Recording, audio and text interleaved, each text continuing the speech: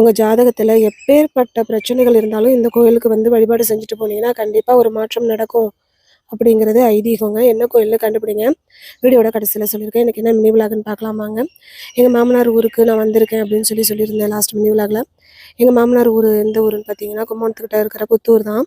So அதுக்கு பக்கத்தில் இருக்கிற ஒரு கோயிலுக்கு தான் நாங்கள் வந்திருக்கோம். இந்த கோயில் வந்து பார்த்திங்கன்னா ரொம்ப பிரபலமான கோயிலுங்க. அஷ்டமத்து சனி, ஏழரை சனி, நவகிரக கோளாறு இருக்கிறவங்க இந்த கோயிலுக்கு வந்து விளக்கு போட்டுட்டு ஒரு அர்ச்சனை பண்ணிட்டு போனால் ரொம்ப நல்லதுன்னு சொல்லுவாங்க. ஆமாங்க, எந்த கோயிலுக்கு வந்திருக்கேன்னு பார்த்தீங்கன்னா சூரியனார் கோயிலுக்கு தான் வந்திருக்கேன். திருமங்கலக்குடி சூரியனார் கோயில் அப்படின்னு சொன்னால் எல்லாருக்குமே தெரியுங்க. சூரிய புத்தி, சூரிய தசை, கண் பிரச்சனை இருக்கிறவங்க இந்த கோயிலில் வந்து பரிகாரம் பண்ணிட்டு போவாங்க. இந்த ஒரு கோயிலில் மட்டும்தான் பார்த்தீங்கன்னா நவகிரகங்களுக்கு தனித்தனி சன்னதி இருக்குங்க. நவகிரகங்கள் எல்லாமே சூரியனை பார்த்த மாதிரி இருப்பாங்க. எப்போ இந்தியா வந்தாலும் இந்த கோயிலுக்கு வந்துட்டு தான் நாங்கள் போவோம். கோயிலுக்கு வந்துட்டு அர்ச்சனை பண்ணிவிட்டு கோதுமை விளக்கு போட்டுட்டு நாத்தனார் வீட்டுக்கு போயிட்டோம். அடுத்த மினி விலாகில் நாத்தனார் வீட்டில் என்ன சமையல்னு பார்க்கலாம்.